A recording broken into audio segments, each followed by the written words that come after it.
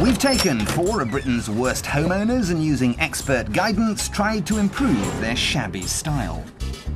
Got 4 words for you. Restraint before you paint. Their final challenge is to dress these shop windows on world-famous Carnaby Street with a seasonal theme.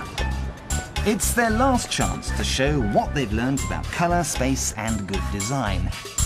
Now, before you judge too harshly, this is work in progress.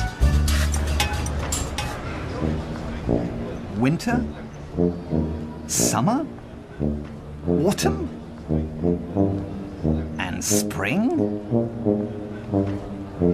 We'd hoped Nicola would ditch the dungeon darkness of home, but sadly not. Neighbour Bob is gutted. This is the true Nicola coming back out again. It's such a shame. Less is more was Justin and Colin's counsel to Margaret. Does friend Valentine think she's listened? Bless her soul, she's trying. She's trying. You're not answering the question. No, is the answer. No.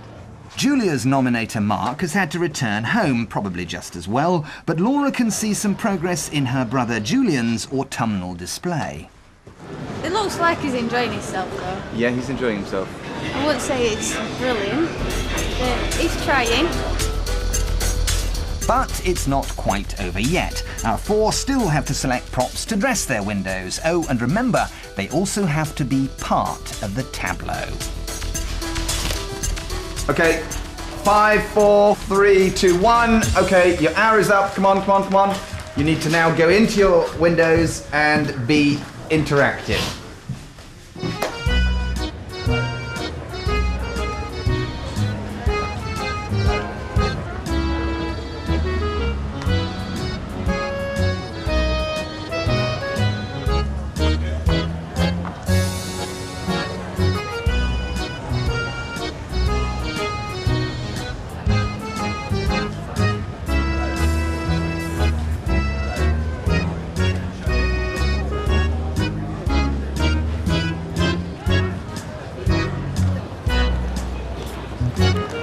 Justin and Colin have been desperately trying to educate our homeowners. Their advice to impatient Julia was to show some restraint before she paints. I mean, at least it's recognisable, and maybe actually Julia had actually sat down and thought about the colour combination and planned it in advance. I guess it works, Colin, but have we moved on really? Have we really looked at the bigger picture, or are we just going for the easy option? And I think kind of gone for the easy option in here. The lads praise Nicola's previous efforts, but she's not ready to give up the goth just yet. And bizarrely, it's almost winning them over. I think over the last few days she's actually come into her own. I think she has her own style. Yep, it's not has, our isn't taste, but that doesn't mean that it's wrong. Mm-hmm. Dude, hello. Morning in there, Hello, afternoon Nicola. in there, looking fabulous. Liking it so far, Papa? It's very you. Yes. After yesterday's decorating debacle, Julian was told to pay more attention to the brief, in this case, his autumnal theme. Now come on, now this is a big surprise. Yes. Do you know what he's done? He's moved it on. Do you know what, yesterday it was totally haphazard, there was Yeah. no rhyme or reason to anything. Today it's literal, but He sat down after the shame of yesterday. The shame! And he's planned it out. And finally, Margaret the monarchist's winter wonderland, complete with her beloved Prince William doll. What's the storyline here? you know what, you look at that and there's only one thing you can deduce. She's a And crazy that is lady. that Margaret is on serious medication. Yes. Honestly, and I think it's kicked in. Now, summer umbrella, the parasol in the winter scene, which doesn't make any sense, and a bay tree. No, look at this. If Margaret blows these bubbles, this is care in the community. This is it. Hey! Do it, missus. Come on, baby. Do the bubble.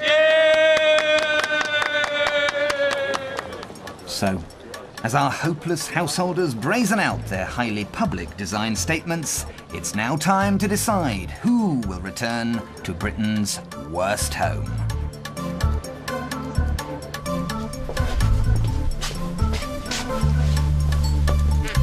We started with a demonstration of dire dwellings. Look, I mean, those dragons. It's kitsch. And having taken our owners away from their atrocious abodes, we saw the awful glory of their terrible taste. No redeeming virtues whatsoever.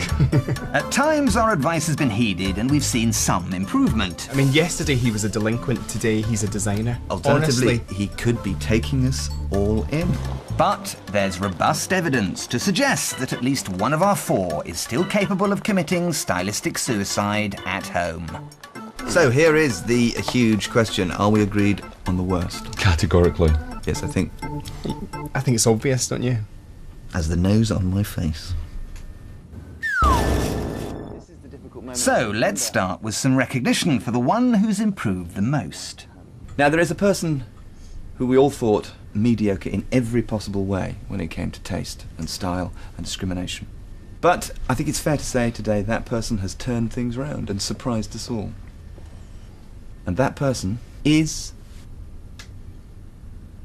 Julia. Despite wearing that shirt. An emotional moment, everybody. Thank you, Sis. Gillian, here are £500. Pounds of home improvement vouchers courtesy of Focus DIY. Let's see it improve. Yes? I promise. He promises. Okay, so here it is. There's no way I can put this off any longer. There's no way we can hide from it. We will now tell you who lives in Britain's worst home. And that person really, we've tried very, very hard. We have absolutely deluged them with every possible design tip imaginable. Told them about form, about harmony, about shape, where to put things, about clutter, and it's just gone whoo. We firmly believe that person will not change. The person who lives in Britain's worst home is Margaret, my dear.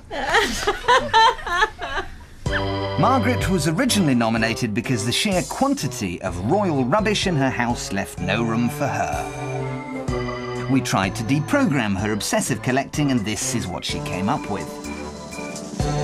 Margaret, we salute your recycling of royalty.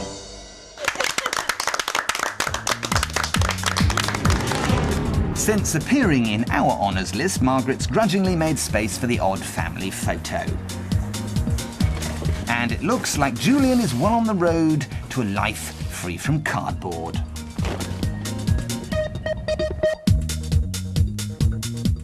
Next Sunday, Quentin continues with his list of worsts, and this time it's the neighbours from hell. Next tonight, our Arnie season continues with The Running Man.